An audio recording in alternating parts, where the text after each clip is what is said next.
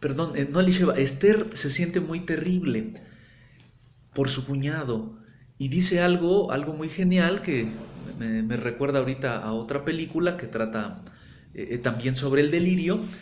Entonces, conmocionada ante este pobre que no quiere comprobar o no quiere saber cuál es la verdad de toda su sospecha, que la cuñada dice probablemente muy seguramente es una invención de este loco, y él no quiere comprobar que esté equivocado. Bueno, pues expresa lo siguiente, lo anoté aquí porque me parece que es muy genial, muy terrible, y entonces Esther dice: esos pensamientos imaginarios es todo lo que él tiene. Eso está más vivo en él, más fuerte incluso que lo que tiene con Elisheva, ¿no?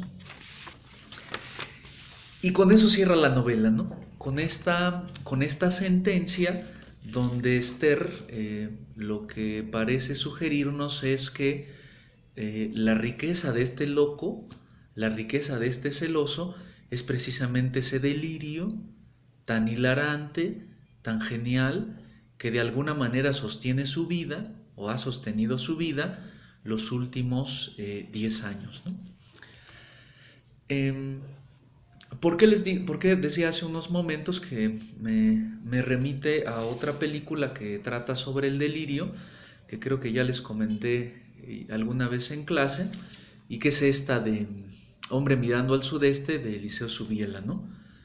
Que se trata de pues un paciente que llega un día a un hospital psiquiátrico y nadie sabe de dónde vino, nadie sabe quién lo registró, y en su primera entrevista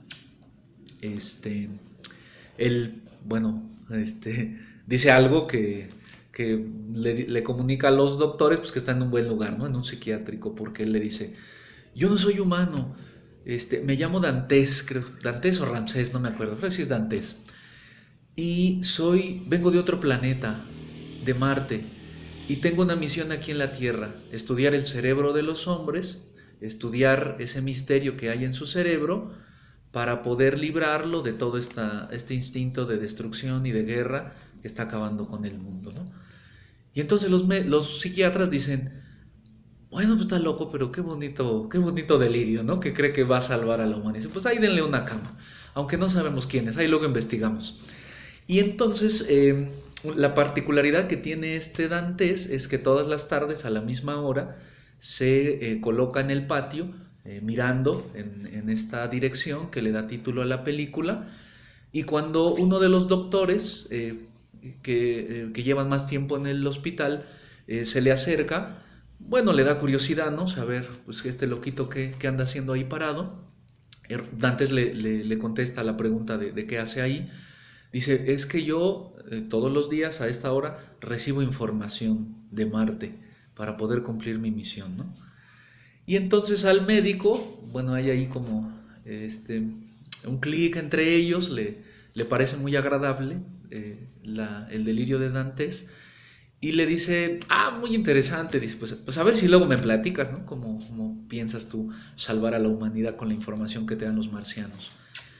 Y entonces en esta intención de ser empático con Dantes, el psiquiatra lo invita al laboratorio donde él hace investigaciones sobre el cerebro, donde él secciona cerebros y los estudia. Bueno, pues le hace una invitación y le dice: ¿me puede ser mi ayudante, no? Obviamente nomás lo pone allá a limpiar y a que le pasa ahí los instrumentos, pero un día el doctor pues tiene que salir y le dice a Dantes: ahorita regreso, no toques nada. Y cuando regresa, Dantes está seccionando cerebros y mirando al microscopio, y le dice cosas muy interesantes sobre el cerebro que había dejado ahí, ¿no? Y entonces el psiquiatra dice: bueno, no dudo que Dantes en su época sana, antes de su enfermedad, pues fuera médico, y probablemente por eso conoce o domina el conocimiento del cerebro y puede manipular ahí microscopios, ¿no? Pero le resulta muy interesante. Y entonces, para no hacerles el cuento largo y brincar a los celos, Dantes da pruebas de que tiene alguna peculiaridad, ¿no? Como poder comunicarse telepáticamente con otros loquitos, no con dos cuerdos, con otros loquitos. Y se convierte, bueno, en un misterio, en un paciente misterioso para este psiquiatra. Obviamente se convierte en su amigo, hasta que un día hay una especie de motín en el psiquiátrico y todos los loquitos aluden que pues, quien los incitó a la sublevación es Dantes, ¿no? Y entonces cuando le echan la culpa a Dantes, el director se entera y dice, ¿quién es Dantes? Y el psiquiatra le dice, bueno, es mi paciente, pero él no fue. Y dice, ¿cómo que no fue? Dice, no, porque ese día yo lo llevé a un concierto, ¿no? Lo saqué del hospital. Y bueno, ahí el psiquiatra se da cuenta que ya la cagó, ¿no? Porque, híjole, no me dejan sacar pacientes y yo acabo de confesar que lo saqué. Entonces el director se enoja porque obviamente no puede sacar a los pacientes y le dice, ¿y ese Dantes qué? ¿Qué tiene? Y él dice, bueno, pues sí, tiene delirios. Y el director le dice, ¿y qué toma? ¿Cuáles son sus medicamentos? Y este psiquiatra no lo medicaba, ¿no? O sea, lo dejaba hacer tareas en donde él, pues, tuviera momentos de esparcimiento, momentos lúdicos, y el director se enoja y le dice, bueno, te voy a quitar ese paciente, no te corro porque eres muy importante, pero empiézale a dar medicina. Y a partir de ese momento es muy triste ver cómo Dantes seguía colocándose en el parque, mirando en la misma dirección, pero muy desesperado porque ya no recibía señales. Y entonces obviamente se le acerca a su amigo, a este psiquiatra amigo suyo, y le dice, ¿qué me pasa, doctor? ¿Qué me está haciendo el medicamento que ya no puedo recibir señales de Marte? Y el psiquiatra le dice, pues ese medicamento te va a curar de tus delirios, Dantes. Y lo que hace no es curarlo. Lo que le provoca a Dantes es que él pierda todo ese equilibrio que lo sostenía en ese delirio de pensar que los marcianos le habían encomendado una misión muy importante, y a la hora de recibir medicamentos, bueno, merman toda esa estructura con el que él construye su realidad.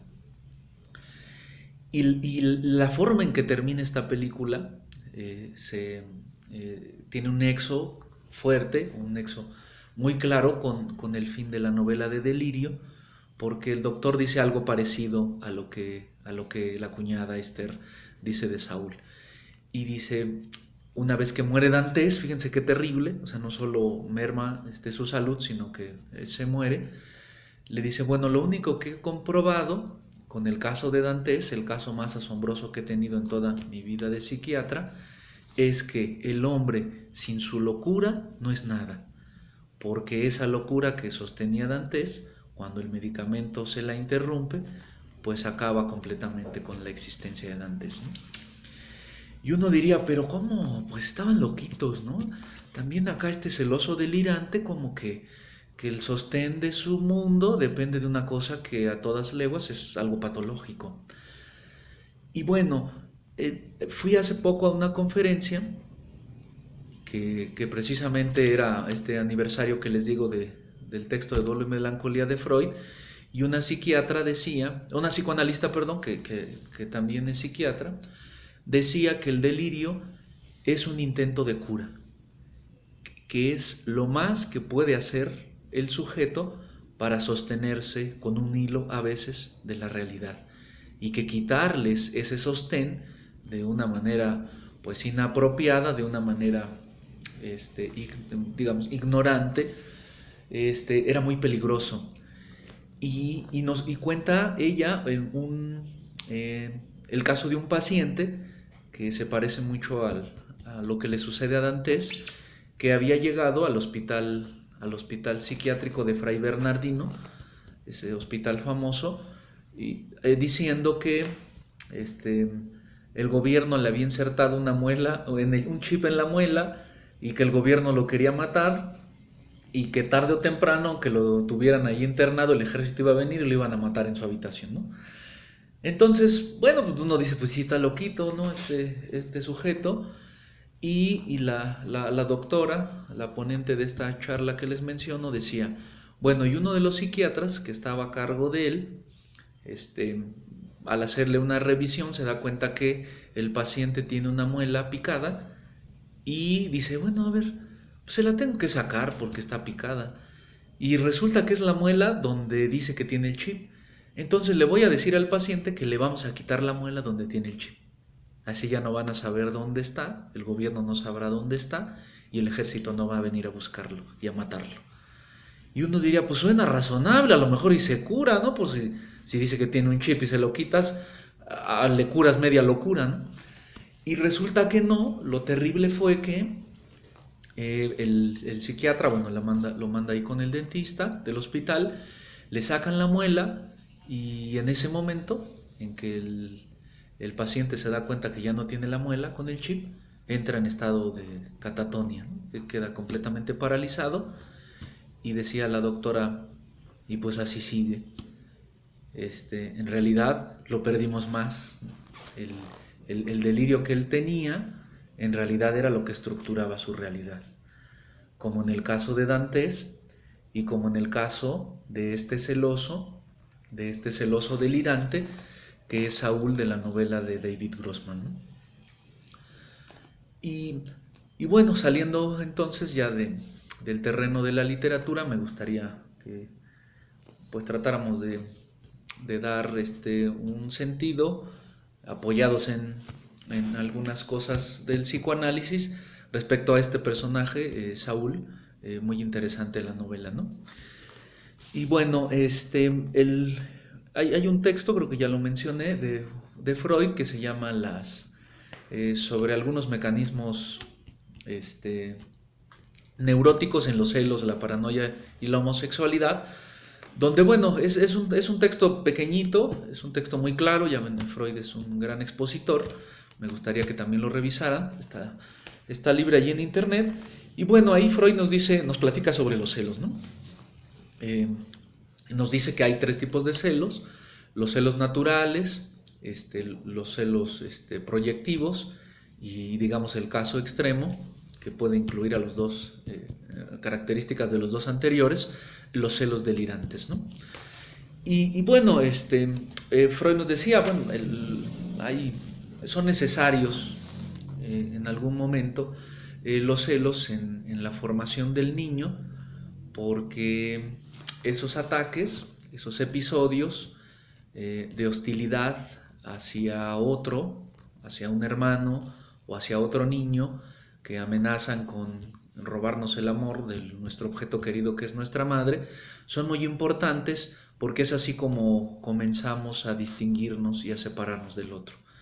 Porque en las primeras etapas el niño se siente que es uno con la madre, y para conseguir esta independencia, esta conciencia de sí mismo, de que hay un exterior y hay una clara delimitación entre lo que es él, entre lo que él quiere, lo que él desea, lo que él dice y lo de los demás, bueno, pues en ese mecanismo son necesarios los celos, ¿no?